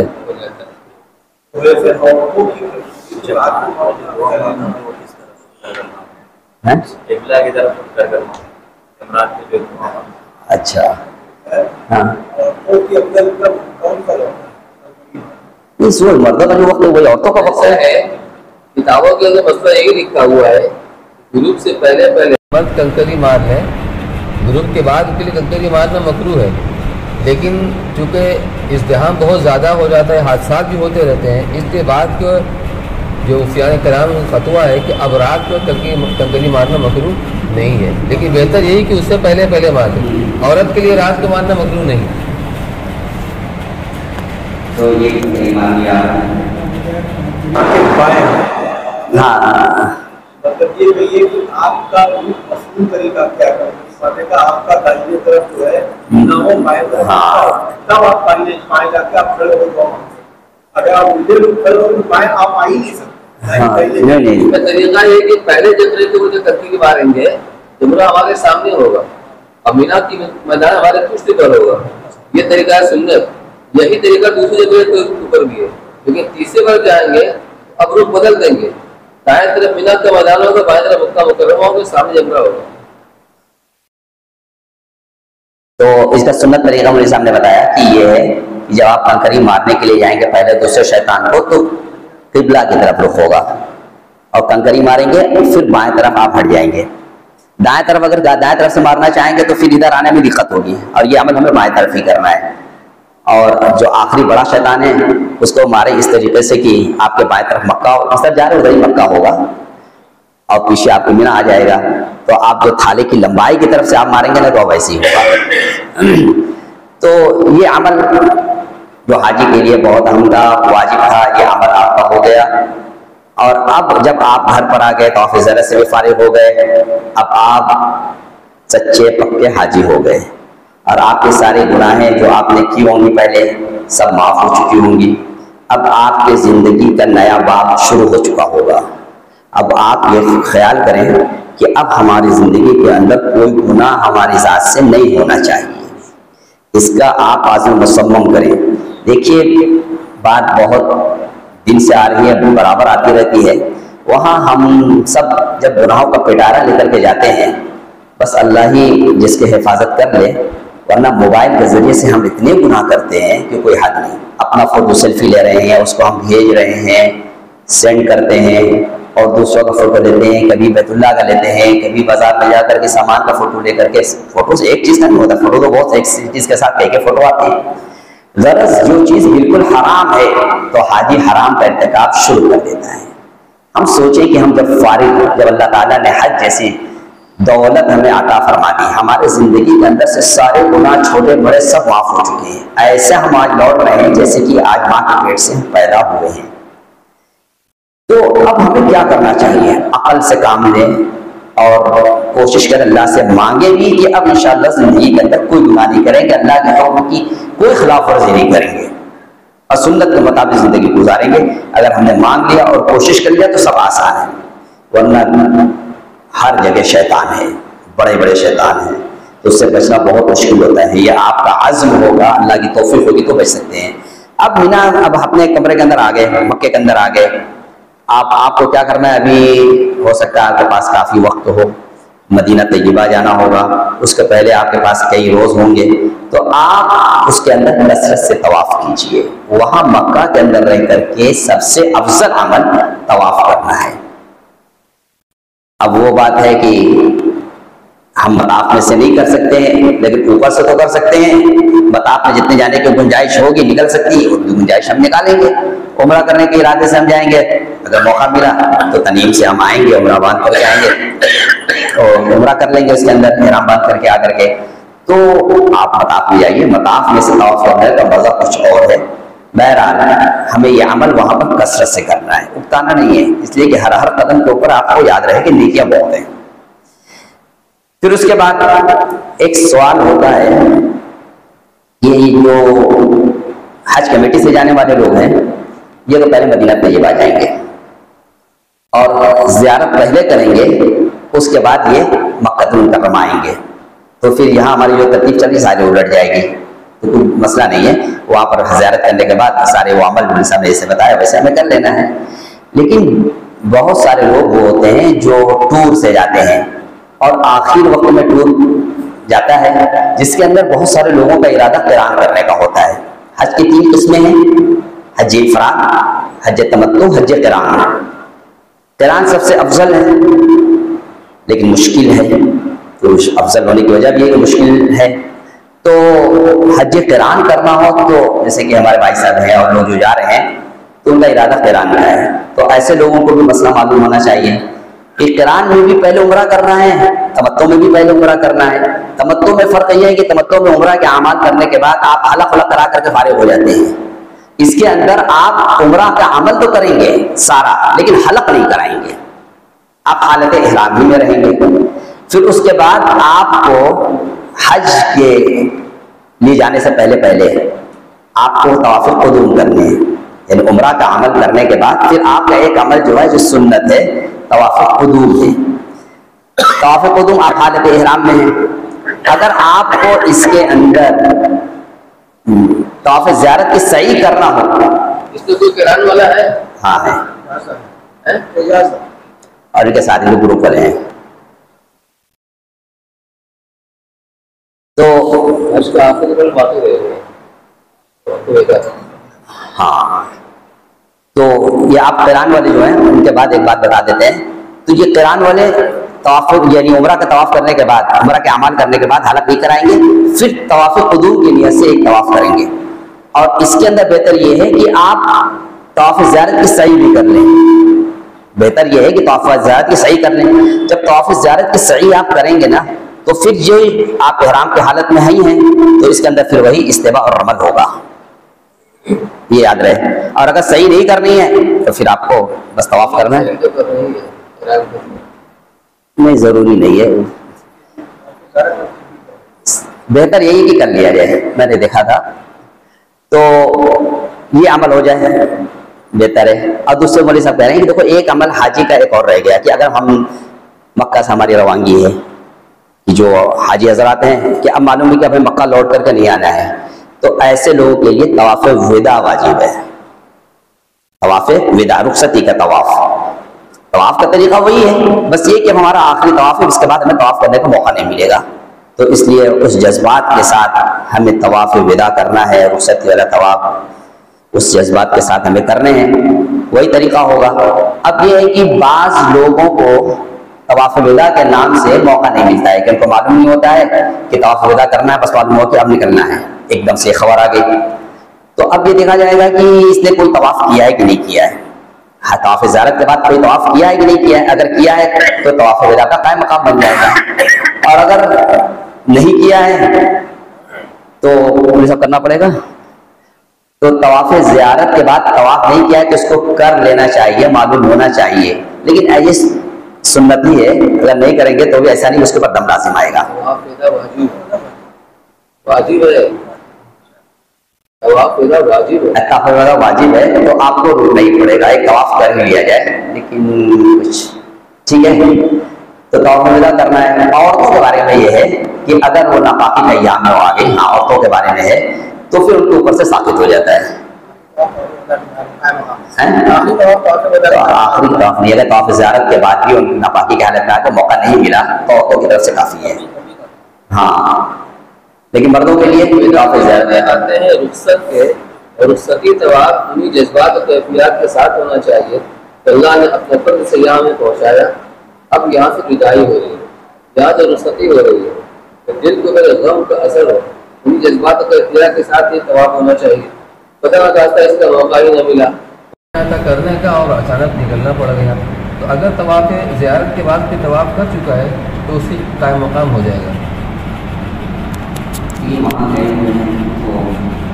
ہر وقت دماغ آدھے کر کے ہی رہنا ہے. سب سیکھ کر کے آپ کو اسی لیے بتایا جا رہا ہے کہ وہاں پر غلطی نہ ہونے پائے. جب آپ سیکھ لیں گے تو آپ کو سب چیز مستحضر رہے گا. یہ تو ان لوگوں کے لیے ہے کہ جو سیکھ کر کے نہیں گئے ایک دم سے تو معلوم ہو کہ یہ عمل کرنا ہے. تو ہم لوگوں میں جو ہم لوگ جا رہے ہیں تو ہمیں یہ غلطی ہم سے نہ ہونے پائے، اس لیے طواف زیارت کریں ہیں تو فوراً کوئی نہ کوئی طواف ہم کر ہی لیں کوشش کر کے. تو اس طریقے سے آپ کا یہ مکے کا عمل اور حج کا عمل یہ مکمل ہو جائے گا. پھر آپ اس کیفیت کے ساتھ طواف الوداع کر رہے ہیں تو آپ اسی جذبات کے ساتھ، اسی غم کے ساتھ، اسی شوق کے ساتھ، اضطراب کے ساتھ آپ کو نکلنا ہے طواف الوداع کرنے کے بعد کہ آپ پلٹ پلٹ کے بیت اللہ کو دیکھ رہے ہوں اور رخصت ہو رہے ہوں، آنکھوں میں آنسو جاری ہو اور ایک غم کی کیفیت ہو ہی جاتی ہے کہ اس دور دیوار کے ساتھ لگے لگے ایک انست پیدا ہو جاتی ہے. اگر کوئی بھی کہیں بھی کوئی اسکول کا کوئی مدرسے کا پڑھا ہوا طلبہ جب وہاں سے فارغ ہوتا ہے تو بھی اس کی کیفیت بدل جاتی ہے. وہاں پر ہم رہنے کے بعد جب ہماری رخصتی ہوتی ہے تو بھی ہماری کیفیت ہو جائے گی. یہ سب کچھ ان لوگوں کو محسوس ہوتا ہے جو واقعی تڑپ کے ساتھ گئے، کچھ لو لگی ہوئی ہو اور گئے ہو تو مزہ آتا ہے. اب بس ایسے ہی بغیر سیکھے سکھائے اور بغیر جذبات بنائے وہ نکل گئے تو پتہ نہیں چلتا. اس لیے وہاں پر جانے کے بعد ہر عمل کے اندر ہمیں یہ دیکھنا ہوگا کہ یہ عمل ہم جو کر رہے ہیں کس جذبات کے ساتھ کر رہے ہیں، اس کو ہمیں خیال کرنا چاہیے. اس کا پس منظر کیا ہے اس کو خیال کریں. جیسے طواف آپ کر رہے ہیں، مطاف کے اندر کتنی قربانی ہے اگر آپ کے ذہن میں ہوگی تو آپ کو طواف کرنے میں مزہ ہوگا. مکہ میں آپ رہ رہے ہیں، آپ کو معلوم ہوگا کہ یہاں پر فلاں پر یہاں جگہ پر اللہ کے نبی صلی اللہ علیہ وسلم کا گھر تھا، یہاں پر حضرت ابوبکر صدیق رضی اللہ تعالیٰ عنہ کا مکان تھا، یہاں پر حضرت عمر کا مکان تھا، یہاں پر فلاں کا مکان تھا. یہ وہ مقامات ہیں جہاں پر صحابہ کرام کا مجمع اکٹھا ہوا کرتا تھا. یہاں یہی وہ مقام ہے جہاں پر وہ لوگ آ کر کے طواف کیا کرتے تھے. یہی وہ جگہ ہے جہاں پر جب آپ نماز کے لیے تشریف لایا کرتے تھے تو راستے میں آپ کے کٹیلی جھاڑیاں بچھا دی جاتی تھی، اس سے آپ لوگ روحان ہو جایا کرتے تھے. یہی وہ مقام ہے جب آپ طواف کے لیے ہوا کرتے تھے تو خطیب کی دیوار پر بیٹھے یہ بدماش یہ مشرکین مکہ سرداران مکہ بیٹھ کر کے مشورہ کیا کرتے تھے اور آپ کے بارے میں کہتے تھے احد الذی بعث اللہ رسولہ، کہ یہی ہے جس کو اللہ نے رسول بنا کر کے بھیجا ہے. ایسے طنزیہ کلمات آپ سے کہتے تھے کہ آپ کا دل ٹوٹ جایا تھا، بھر جایا کرتا تھا. اور جبھی آپ نماز کے لیے سجدہ میں اندر ہیں تو سجدے میں گئے وہ جو پلاننگ کر رہے ہیں، پروگرام ہو رہا ہے کہ جب سجدے میں جائیں گے نا تو فلاں قبیلے کے اندر اونٹ ذبح ہوا ہے تو اونٹ کی اوجڑی جو سب سے بھاری ہے وہ لے کر آنا اور یہ کمر برک دینا کہ اٹھنے نہ پائیں. یہ سب عمل ہوا ہے آپ کے ساتھ. آپ نماز کے لیے کھڑے ہو رہے ہیں تو آپ کے گردن میں چادر پھندا ڈال کر کے کھینچ دیا کہ آپ گھٹنے کے بل گر گئے. یہ وہ مقامات ہیں. آپ سوچیں کہ آپ ایک ایک قدم بڑھا رہے ہیں تو آپ ایک ایک چیز غور کریں. حتیم پر کے پاس سے گزر رہے ہیں تو دیکھیں اسی پر بیٹھے ہوئے تھے وہ ابو جہل ہے، عتبہ ہے، شیبہ ہے جو سرداران مکہ تھے اس زمانے کے. یہی وہ جگہ ہے جہاں پر حضرت صدیق رضی اللہ تعالیٰ عنہ کو اتنا مارا گیا تھا، اتنا مارا گیا تھا کہ آپ مرنے کے قریب ہو گئے تھے. واقعات آپ نے پڑھے ہیں، حکایت صحابہ میں پڑھے ہوں گے، سنے ہوں گے کہ اتنا مارا ہے. اسلام کا پہلا خطبہ دیا تھا کہ مرنے کے قریب ہو گئے تھے. کسی طریقے سے ان کے خاندان والوں نے بچا کر کے بس سمجھ گئے تھے کہ اب بچنے والے نہیں ہیں. اتنا روحان اتنا زدو کو انہوں نے کیا تھا. پر گھر پر گئے ہیں اور جانے کے بعد جب کچھ تھوڑا سا ہوش حواس آیا ہے تو اس وقت ان کی کیا کیفیت تھی. انہوں نے پوچھا کہ اللہ کا نبی کہاں ہے، ان کا کیا حال ہے. ایسا حضرت ابو ذر غفاری رضی اللہ تعالیٰ عنہ کو جنہوں نے کلمہ اشہد ان لا الہ الا اللہ واشہد ان محمد رسول اللہ جو بآواز بلند پڑھا تھا، اسی مطاف کے اندر پڑھا تھا، تو ان کو اتنا مارا گیا تھا کہ وہ مرنے کے قریب ہو گئے تھے. کسی طریقے سے بچایا گیا تھا ان کو. تو یہ قربانی کی جگہ ہے. آپ سب چیز کو غور کریں. یہ انبیاء علیہ الصلوۃ والسلام کی جگہ ہے. تمام انبیاء علیہ الصلوۃ والسلام کے قدم اس کے اندر چلے ہوئے ہیں. اس کے اندر انبیاء نے طواف کیا ہے. اللہ کے برگزیدہ مخلوق، اللہ کی چیدہ مخلوق، انہوں نے اس کا طواف کیا ہے. اسی پر ہمارے بھی قدم پڑنے والے ہیں. جب ہم ادھر سے آ رہے ہیں اللہ کے نبی کا مولد دیکھیں گے جہاں پر آپ کی پیدائش ہوئی تھی آپ ادھر سے آ رہے ہیں تو جذبات ہونے چاہیے. تو یہ سب جگہ ہمارے نبی کے پیر کے چلی ہوئی جگہ ہے, یہ متبرک جگہ ہے. جب اس کیفیت کے ساتھ اگر ہم کریں گے نا تو بہت مزہ آئے گا. جیسے کہ ہم رمل کر رہے ہیں, رمل کیوں کرتے ہیں؟ رمل ہم اکڑ کر چلتے ہیں, اس کے پیچھے بھی کوئی اس کی وجہ تو ہوگی. تو اس کو ہم سمجھیں کہ مکہ المکرمہ سے جب اللہ کے نبی صلی اللہ علیہ وسلم کو, آپ کو اور صحابہ کرام رضی اللہ عنہم کے لیے جینا وہاں پر دوبر ہو گیا, اور اللہ کی طرف سے حکم ہوا کہ ہجرت کرنا ہے مدینہ طیبہ کی طرف, ہجرت جاتی. تو کسی طریقے سے بچا کر کے لوگ پہنچے. کتنے لوگ راستے کے اندر ہلاک ہوئے, ان کے ساتھ کیا کیا معاملات ہوئے, بڑے سخت حالات تھے. وہاں جانے کے بعد وہاں کی آب و ہوا راس نہیں آئی, کمزور ہو گئے. پھر جب حج کے لیے آئے ہیں تو ان کے اندر یہ بات ہو گئی تھی, ان کو تو مدینہ کے بخار نے ان کو توڑ رکھا ہے, ان کے اندر کوئی دم نہیں ہے. جب بات آپ کو معلوم تو آپ نے کہا تھا کہ اکڑ کے چلنا ہے. اور جب آپ مکہ فتح کر کے آپ گئے ہیں اور آپ نے طواف کیا ہے اور صحابہ کرام نے آپ کے ساتھ طواف کیا ہے, تو یہ مشرکین مکہ پہاڑوں پر چڑھ کر کے دیکھ رہے تھے. آپ نے بھی دیکھا تو آپ نے کہا کہ نہیں, ذرا پہلوانوں کی طرح چلو. تو وہی عقل کہ ہم نقل کر رہے ہیں. تو ان جذبات کے ساتھ ان واقعات کو اگر ہم ذہن میں رکھیں گے, ہر عمل کے اندر مزہ بہت ہے. اور اگر یہ واقعات ہمارے سامنے نہیں ہوں گے تو بس ایک سرسری طریقے سے ہم نے سنا اور کر لیا تو مزہ نہیں آئے گا. اس لیے ہم سیرت کو بھی پڑھیں, اور پھر ہمارے پاس جو کتاب فضائل حج, اس کو ہم بار بار پڑھیں. مسجد کے اندر بھی تعلیم ہوتی ہے, اس کے اندر ہم شرکت کریں کہ ہمارے جذبات ایسے ہم سراپا شوق بن جائیں, سراپا شوق بن جائیں, اور وہاں جانے کے لیے ہر وقت تڑپ رہے. اور ہوتا ہے ایسے ہی, جو آدمی باذوق ہوتا ہے, عجیب کہ وہاں کی لو لگی رہتی ہے, تو جیسے ایام حج آتے ہیں تو بے اختیار ان کی زبان سے لبیک نکلنے لگتی ہے. حاجی کا منظر دیکھتے ہیں تو رونے لگتے ہیں, بس کاش کہ میں بھی وہاں پر پہنچ جاتا. تو یہ ہمیں چاہیے, ایسے جذبات چاہیے. یہ جذبات والے جب پہنچتے ہیں تو مزہ کچھ اور ہے. اللہ تعالیٰ سے ہمیں دعا بھی کرنی, کوشش بھی کرنی ہے کہ ہم ایسے جذبات بنائیں. اس کے لیے ہے کہ ہم سیرت کا مطالعہ کریں, فضائل حج کثرت سے پڑھیں, اور مسائل بھی سیکھیں. اور کوئی مسائل نہ معلوم ہو, اگر کوئی حاجت آ ہی جائے وہاں پر پوچھنا ہو, تو یہاں پر بھی آپ فون کر کے معلوم کر سکتے ہیں مولوی صاحب سے. باقی اب عمل جو رہ گیا ہے طواف زیارت, مدینہ طیبہ کی حاضری اور وہاں کے آداب کے سلسلے میں انشاءاللہ وہ آج کے بعد ہوگا انشاءاللہ. تو جتنی بات بتائی گئی ہے اس کے اندر کچھ مسائل کچھ پوچھنے ہوں, سمجھنے ہوں تو آپ پوچھنے والے سمجھ آئیں گے آپ کو انشاءاللہ. بات جو کہی گئی سمجھ میں آ رہی بات؟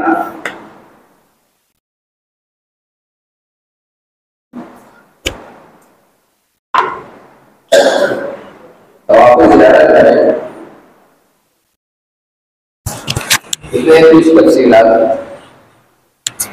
اگر آپ کا احرام کھل چکا ہے تو آپ اپنی زیارت کریں گے. جو اپنے لباس میں کریں گے تو رمل تو کریں گے, استوا نہیں ہوگا. اور اگر آپ کا احرام نہیں کھلا ہے, احرام میں کریں گے تو استوا بھی ہوگا اور رمل بھی ہوگا. میرا مشورہ یہ ہے کہ آپ حالت احرام میں ہی طواف زیارت کریں, تاکہ آپ کو مطاف کے اندر سے طواف کرنے کا موقع ملے. اپنے لباس میں کریں گے تو اوپر سے کریں گے. طواف زیارت کے لیے سب طریقے سے کر دیتے ہیں, کیا پتا کیا شکل ہو. نہیں اس کے اندر طواف زیارت کر دیتے ہیں. اب جو پابندی آ گئی ہے اس کے پیش نظر وہی کرو.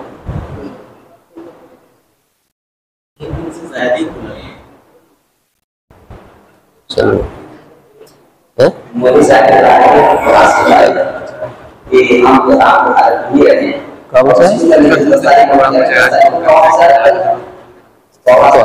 جائے.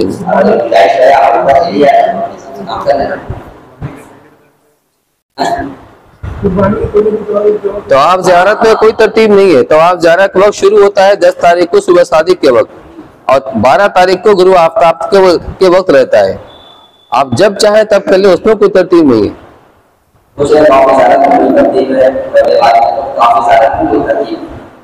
یا 10 تاریخ صبح 7 سے لے کر 12 تاریخ मुलाकात से पहले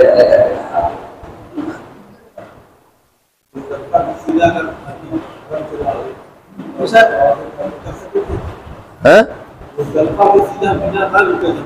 हाँ हाँ कर सके तो वो भी कर लेंगे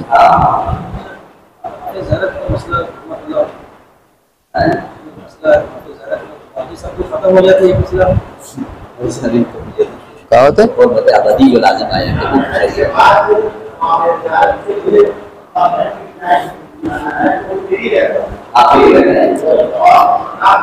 ये एक मसले की तरफ मुतवज्जे कर रहे हैं कि तवाफ़ ज़ियारत के बग़ैर मियाँ बीवी के ताल्लुक़ात जायज़ नहीं होंगे। जब तक नहीं करेंगे तब तक वबा नहीं होगी, आपकी बेगम साहिबा नहीं होगी।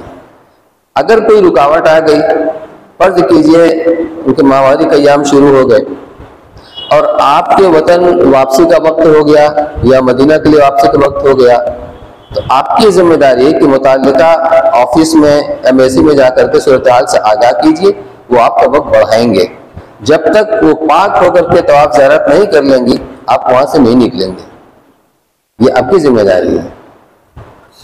अगर ऐसा नहीं करेंगे पूरी जिंदगी के लिए, फिर जब तक दूसरा हज करके तवाफ ज़ियारत ना करें।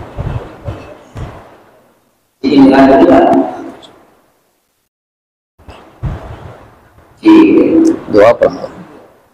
सवाल